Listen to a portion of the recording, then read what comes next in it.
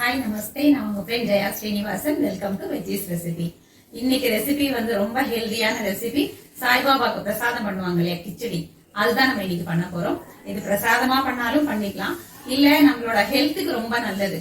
அதாவது நிறைய வெஜிடபிள்ஸ் இதுல ஆட் பண்ணிக்கலாம். நமக்கு பிடிச்ச காய்கறி, பிடிக்காதது எல்லாமே ஆட் பண்ணலாம். பருப்பு, நிறைய வகையான பருப்புகள் ஆட் பண்ணிக்கலாம். ஸோ ப்ரோட்டீன் ரிச்சா இருக்கும். ரொம்ப ஹெல்தியான ரெசிபி. இதுக்கு வந்து தாளிக்கிறது வந்து 2 விதத்துல நம்ம தாளிப்போம், அதுதான் இதோட ஸ்பெஷாலிட்டியே. ஸோ ஸ்கிப் பண்ணாம வீடியோவை கம்ப்ளீட்டா பாருங்க. ஈஸியா எப்படி பண்றதுன்னு பார்க்கலாம் வாங்க. இந்த ரைஸ் கிச்சடி ரெசிபி செய்யறது ரொம்ப ஈஸியாகவும், நம்ம சாப்பிட்டதுக்கு அப்புறம் நமக்கு ரொம்ப லைட்டாகவும் நல்ல ஹெல்த்தியாகவும் இருக்கக்கூடிய ஒரு ரெசிபி. ஸ்பைஸ் லெவல்ஸை நம்ம இஷ்டத்துக்கு அட்ஜஸ்ட் பண்ணிட்டோம்னா 1 வயசு குழந்தைலேருந்து வயசான வரைக்கும் எல்லாருக்குமே சூட் ஆகும். சில சமயம் நமக்கு சமைக்கிறதுக்கு அலுப்பா இருக்கும், ஆனால் ஹெல்த்தியா சாப்பிடணும்னு ஆசையா இருக்கும். அந்த மாதிரி நேரத்துக்கு இது பர்ஃபெக்டான ரெசிபி. வீட்டில் இருக்கிற இன்கிரீடியன்ஸை வச்சு சிம்பிளா பண்ணிடலாம் வாங்க. கிச்சடி பண்றதுக்கு 1 டம்ளர் பச்சரிசி வாஷ் பண்ணி வச்சிருக்கேன். 1 டம்ளர் பச்சரிசிக்கு 1 டம்ளர் பருப்பு. நான் பாசி பருப்பு, துவரம் பருப்பு ரெண்டுமே பாதி பாதி எடுத்துட்டு இருக்கேன். ரெண்டையுமே நம்ம ஒன்னா வாஷ் பண்ணி ஊற வச்சுக்கலாம். நான் உங்களுக்கு காமிக்கிறதுக்காக தனித்தனியா ஊற வச்சிருக்கேன். எல்லா பருப்பும் கலந்து கூட நம்ம யூஸ் பண்ணிக்கலாம், அது இன்னும் ஹெல்த்தியா இருக்கும். கிச்சடி டைரக்டா குக்கர்ல பண்ணிக்கலாம். அதுக்கு 2 டேபிள் ஸ்பூன் அளவுக்கு ஆயில் ஆட் பண்ணிப்போம். ஆயில் சூடானதுக்கு அப்புறம் 1 இன்ச் பீஸ் ஒரு பட்டை, ஒரு 2 ஏலக்காய், ஒரு 4 கிராம்பு ஆட் பண்ணிக்கலாம்.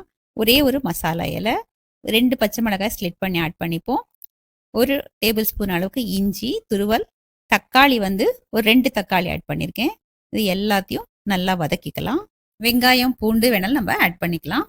மஞ்சத்தூள் 1/2 டீஸ்பூன், உப்பு தேவையான அளவு ஆட் பண்ணிட்டு நல்லா மிக்ஸ் பண்ணுவோம். தக்காளி கொஞ்சம் நல்லா வதங்கட்டும், நல்லா கொஞ்சம் சாஃப்ட் ஆகட்டும். அதுக்கப்புறம் கொஞ்சமா கருவேப்பிலை ஆட் பண்ணிக்கலாம் வாசனைக்காக. பீன்ஸ் ஒரு 7-8 பொடியா கட் பண்ணதை ஆட் பண்ணிக்கலாம். கேரட், ஒரே ஒரு கேரட் மீடியம் சைஸ்ல பொடியா கட் பண்ணி ஆட் பண்ணிட்டு நல்லா மிக்ஸ் பண்ணிடுவோம், நல்லா வதக்கிடுவோம். நமக்கு பிடிச்ச வெஜிடபிள்ஸ் எது வேணாலும் நம்ம ஆட் பண்ணிக்கலாம்.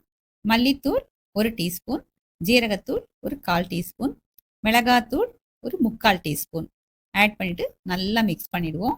ஸ்டவ் ஃப்ளேமை சிம்ல வச்சுக்கலாம், இல்லைன்னா அந்த மசாலா பவுடர்லாம் நம்ம போட்டு தீய ஆரம்பிச்சிடும் இல்லையா, அடியில பிடிக்க ஆரம்பிச்சிடும்.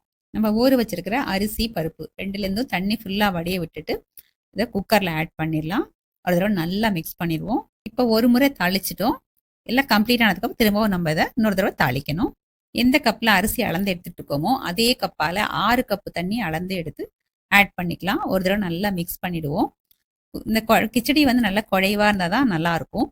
குக்கர் மூடியை மூடிட்டு வெயிட் போட்டுடலாம். ஒரு 5 விசில் வரட்டும், அதுக்கப்புறம் குக்கர் திறந்து பார்ப்போம். 5 விசில் வந்தாச்சு, ப்ரெஷர் ரிலீஸ் ஆச்சு. செக் பண்ணி பார்த்துட்டு குக்கர் மூடியை திறந்துடலாம். கிச்சடி பாருங்க எவ்வளோ பர்ஃபெக்டா வெந்திருக்கு, நல்ல குழைவா இருக்கு. இன்னும் நமக்கு குழைவா வேணும் அப்படின்னா இப்போ கூட நம்ம கொஞ்சம் இதில் சுடு தண்ணி ஆட் பண்ணி நல்லா மிக்ஸ் பண்ணால் இன்னும் கூட குழைவா ஆயிடும். நமக்கு எப்படி வேணுமோ அப்படி நம்ம ரெடி பண்ணிக்கலாம். காய்கறிகள் வந்து நம்ம இஷ்டம் தான். நிறைய காய்கறி ஆட் பண்ணிட்டு அரிசி கம்மியாக ஆட் பண்ணணும்னு வச்சுக்கோங்க, ரொம்ப ஹெல்த்தியாக இருக்கும், நல்ல ஃபில்லிங்காக இருக்கும், ரொம்ப டேஸ்டாகவும் இருக்கும் சாப்பிட்றதுக்கு. ஒரு கடாயில் 2 டேபிள் ஸ்பூன் அளவுக்கு நெய் ஆட் பண்ணிக்கலாம். நெய் வந்து நல்ல வாசனையாக இருக்கும் கிச்சடிக்கு, அதை நம்ம அதிகமாக கூட சேர்த்துக்கலாம். நெய் சூடானதுக்கப்புறம் 1 டீஸ்பூன் ஜீரகம், 2 மிளகாய் முழுசாக அப்படியே ஆட் பண்ணிக்கலாம்.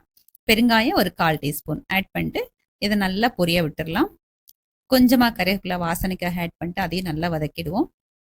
நல்ல கலருக்காக காஷ்மீரி சில்லி பவுடர் ஒரு 1/2 டீஸ்பூன் ஆட் பண்ணி ஸ்டவ் ஆஃப் பண்ணிட்டு இதையும் நல்லா மிக்ஸ் பண்ணிடலாம். காஷ்மீரி சில்லி பவுடருக்கு நல்ல கலர் மட்டும் இல்லை, நல்ல ஒரு ஃப்ளேவர் இருக்கும். அது கடைசியில் தாளிச்சு ஆட் பண்ணும்போது ரொம்ப நல்லா வாசனையாக இருக்கும். இதை அப்படியே கிச்சடியில் ஆட் பண்ணிக்கலாம். அப்படி இல்லை அப்படின்னா இந்த கிச்சடியை இந்த கடாயில் ஆட் பண்ணியும் நம்ம மிக்ஸ் பண்ணலாம், நம்ம விருப்பம்தான். ஹெல்தி அண்ட் டேஸ்டியான கிச்சடி சர்விங்க்கு ரெடி. ஈஸியான இந்த ரெசிபியை கண்டிப்பா ட்ரை பண்ணி பார்த்துட்டு எப்படி வந்து எனக்கு கமெண்ட்ல சொல்லுங்க. சேனலை சப்ஸ்கிரைப் பண்ணிக்கோங்க, எனக்கு மோட்டிவேஷனா இருக்கும். லைக் பண்ணுங்க, ஃப்ரெண்ட்ஸ் அண்ட் ஃபேமிலியோட ஷேர் பண்ணுங்க, பெல் ஐகானை கிளிக் பண்ணுங்க. புது ரெசிபியோட நாளைக்கு நான் உங்களை மீட் பண்றேன். தேங்க்ஸ் ஃபார் வாட்சிங்.